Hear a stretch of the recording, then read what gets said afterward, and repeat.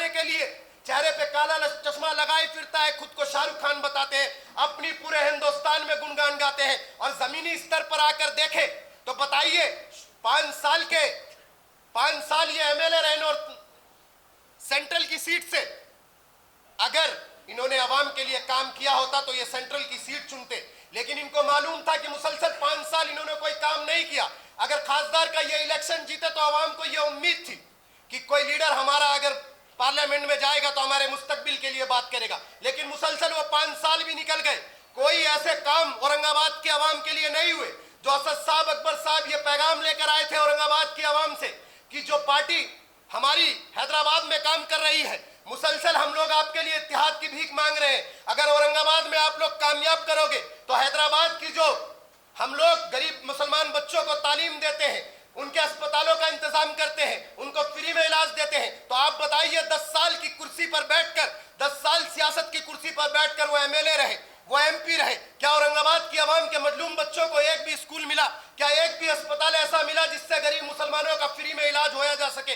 अरे सिर्फ बातें बातें बातें, और पूरे हिंदुस्तान में लोग ये सोच रहे हैं कि डॉक्टर साहब मजलिस को कमजोर कर रहे हैं या नसीम सिद्दीकी मजलिस को कमजोर करने आया है। अरे मैं अपने कायद बैरिस्टर असदुद्दीन ओवैसी साहब के खिलाफ नहीं बोलूंगा, हाँ यकीनन वो मुसलमानों की आवाज उठाते हैं, यकीनन अकबरुद्दीन ओवैसी साहब मुसलमानों के हक की बात करते हैं और वो आवाम के लिए काम भी करते हैं, लेकिन उन्हें यह सोचना चाहिए जिसको आप अपना सियासी लीडर मान रहे हो और जिसके हाथ में कौम के मुस्तकबिल की बागडोर दे रहे हो, क्या वो इस काबिल है जो आप वादा कर रहे हो आवाम से वो उस बात को पूरा कर सके?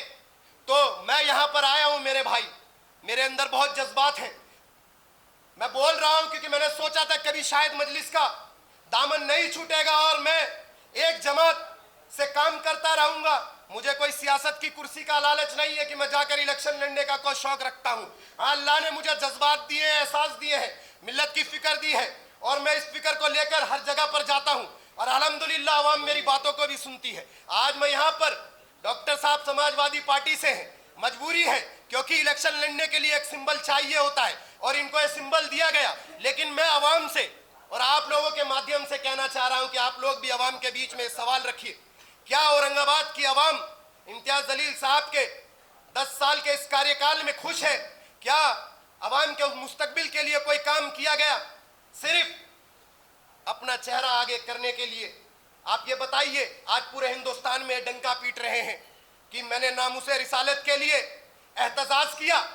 अरे हम भी अपने नबी को मानने वाले हैं, हमारे चेहरों पे वो एहसास है, वो जज्बात है कि कोई हमारी नबी की शान में गुस्ताखी करे तो हमारे चेहरे पे मुस्कुराहट नहीं आ सकती, हमारे दिलों के अंदर नफरत का वो तूफान उठता है। लेकिन साहब आवाज देते हैं पूरे महाराष्ट्र की आवाम को, आपने आवाज दी, महाराष्ट्र के आवाम लब्बैक कर कर आपके पीछे निकले, लेकिन आपके चेहरे पे वो कोई जज्बात नजर नहीं आ रहे थे। आप बड़ी गाड़ी का काफिला लेकर तो निकले, आप सनरूफ से ऊपर बैठकर सेब खा रहे हैं, मुस्कुरा रहे, हाथ फिरा रहे। अरे क्या ये जज्बात है कौम के लिए? आप मजाक बना रहे, दूसरे लोगों को मौका दे रहे कि तुम्हारे लीडर अपनी नबी की शान में गुस्ताखी नहीं कर रहे, जबकि इंस्टाग्राम पर अपने फॉलोवर बढ़ा रहे, अपने आप को चमका रहे। अरे आवाम की खिदमत करो, हमारे अंदर दर्द है, मैंने भी बहुत सारे प्रोटेस्ट किए हैं, लेकिन मैंने कभी चेहरे पर मुस्कुराहट नहीं लाई क्योंकि मुझे पता है हमारे नबी की इज्जत हमारे दिल में क्या है। मैंने भी लोगों को गिरफ्तार किया है, करवाया है दिल्ली की सरजमी पर, मेरी तमाम चीजें मेरे सोशल साइट पर मौजूद है और अल्हम्दुलिल्लाह मेरा सोशल साइट बहुत मजबूत है। लेकिन आज लोग सवाल कर रहे हैं कि ऐसी क्या मजबूरी कि मुझे इस जगह पर खड़ा होना पड़ रहा है। तो मैं आप लोगों के बीच में आया हूं डॉक्टर साहब को सपोर्ट करने के लिए और मैं किसी जमात के लिए तायीद नहीं करूंगा। अल्हम्दुलिल्लाह अगर जो भी मेरी पार्टी का फैसला होगा मुझे मंजूर है। मैं डॉक्टर साहब को एक वादा करके गया था क्योंकि डॉक्टर साहब का मेरा रिश्ता एक बाप बेटे की तरह समझ लीजिए, क्योंकि मैंने इनके अंदर इंसानियत देखी है, इनके अंदर मैंने एहसास देखा है कि इनके अंदर कौम मिल्लत की फिक्र है, इंसानियत की फिक्र है। एक शख्स, हम लोग जो मेहनत करते हैं, हम लोग ये सोचते हैं कि अगर हम पर कोई नाइंसाफी हो तो हमारे लीडरान हमारी बातों को ऐवान में रखे, हमारी मजबूरियों को समझे कि हमारे साथ क्या हो रहा है। लेकिन इन लीडरों में मैं खासकर इम्तियाज जलील साहब के बारे में बोलूंगा कि मुसलसल 5 साल से दिल्ली के इंचार्ज रहे, लेकिन दिल्ली के अंदर आज मजलिस को इन्होंने खत्म कर दिया और इसका नतीजा यह है कि आज दिल्ली के अंदर मजलिस मजबूत नहीं है। आप औरंगाबाद की आवाम ने आपको मोहब्बत दी, अकबर साहब, असद साहब की आवाज पर लब्बैक कर कर मोहब्बत दी, लेकिन आपने उनके वादों को भी पूरा नहीं किया। मेरी बात आपको बुरी लग सकती है इम्तियाज जलील साहब, और यकीनन लगनी भी चाहिए। और अभी तो मैं क्या बोल रहा हूं मेरे भाई, अभी तो इब्तदा इश्क है, आगे आगे देखो होता है क्या। अभी मैदान में आना बाकी है, और मैं औरंगाबाद की आवाम के बीच में जाऊंगा, और मुझे यकीन है अगर मैं जो सच बोलूंगा, अगर मेरी जुबान पे सच्चाई होगी, तो औरंगाबाद इस बात को समझेगी कि ये लड़ाई गफ्फार कादरी या एमआईएम के बीच में नहीं है, ये समाजवादी या एमआईएम के बीच में नहीं है, ये लड़ाई इंसाफ और नाइंसाफी की लड़ाई है, और आवाम को इंसाफ देना पड़ेगा। जिसका हक है उसको देना पड़ेगा। आप किसी का हक ऐसे नहीं छीन सकते। मुसलसल डॉक्टर साहब इलेक्शन नहीं लड़ते। अगर मुसलसल आप 5 साल पहले या ये 2 साल पहले ये बोल दिया जाता डॉक्टर साहब को कि डॉक्टर साहब आप इस बार इलेक्शन की तैयारी मत करो, हम आपको टिकट नहीं देंगे, हम किसी नौजवान को लड़ाते। और मैं कहता हूं कि अगर कुर्बानी देनी थी, मैं शायद तब भी यहां पर खड़ा नहीं रहता। समीर साजिद बिल्डर साहब, उन्होंने भी मुसलसल 10 साल मेहनत करी, मैं उनके काम को देख रहा हूं। अगर इम्तियाज जलील साहब को इतनी ही फिक्र थी तो वो भी कुर्बानी देते, उनका भी हक बनता है, वो उनको टिकट दे देते, तो भी मैं समझता कि इम्तियाज जलील साहब के अंदर सियासत की कुर्बानी देने का जज्बा है।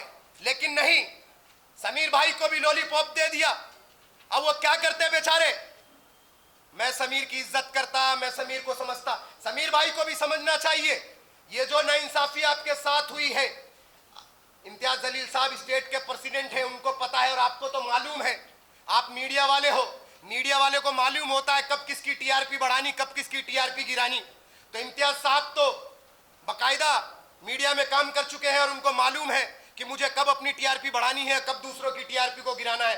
तो अल्हम्दुलिल्लाह मैं औरंगाबाद में इस बार आपकी टीआरपी को गिरा कर जाऊंगा। आपने मुझे मजलिस में कमजोर किया है, मैं आपकी सच्चाई पूरे आवाम को बताकर जाऊंगा, और यकीनन आवाम मेरी बात को समझेगी।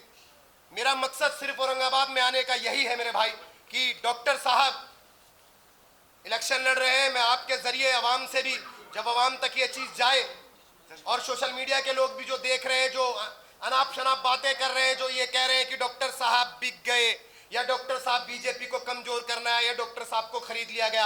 अल्हम्दुलिल्लाह आप लोगों को मालूम है कि डॉक्टर साहब की शख्सियत, ये किसी दौलत या शोहरत के लिए इंतखाबात नहीं लड़ रहे। इनको मालूम है कि मेरे कौम के मुस्तकबिल के साथ खिलवाड़ हो रहा है। ये कोशिश कर रहे हैं कि अगर अल्लाह ने इन्हें कामयाब कर दिया तो ये आवाम की खिदमत कर सके। अगर ये जीत कर आ जाते, अगर ये इम्तियाज जलील साहब की तरह काम नहीं करते, तो मैं यहाँ पर बैठकर डॉक्टर साहब की भी तारीफ नहीं करता। लेकिन मुझे यकीन है अगर औरंगाबाद की आवाम ने डॉक्टर साहब को कामयाब करके भेजा, तो औरंगाबाद के आवाम के मुस्तकबिल का एक नया सवेरा होगा, और औरंगाबाद के मजलूम मासूम बच्चों के लिए अच्छे अस्पतालों का इंतजाम होगा, अच्छे स्कूलों का इंतजाम होगा। वो तमाम जरूरत की चीजें की जाएंगी जो एक लीडर का हक बनता है।